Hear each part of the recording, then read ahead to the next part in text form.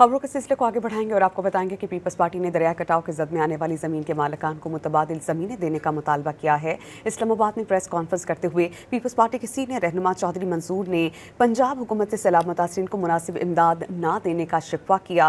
Peoples party रहनुमाओं ने Benazir income support programme के तहत इमदाद फराहम करने का मशवरा दे दिया। क्रॉप्स गई, मक्की गई, आपकी हल्दी गई है, आपकी अरवी गई है, आपकी कपास गई है, आपका गन्ना गया है। ये सारी की सारी कैश क्रॉप्स।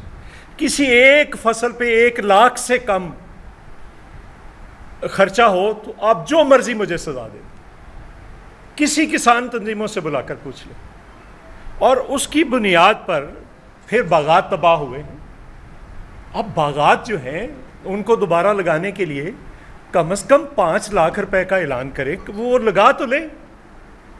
फिर ज़मीनें खराब हुई, 5-5 फुट रेत, मैं अभी आपको वीडियो भेज देता हूँ, 4 से 5 फुट रेत चढ़ी है, वो कहाँ से उठाएंगे?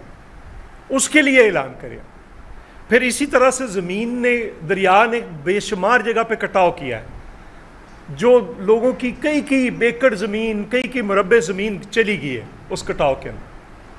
वो सरकारी ज़मीन जहाँ जहाँ पे पड़ी है लोगों को दें, मुतबादल ज़मीन दें। ये हमारे मुतालबात है।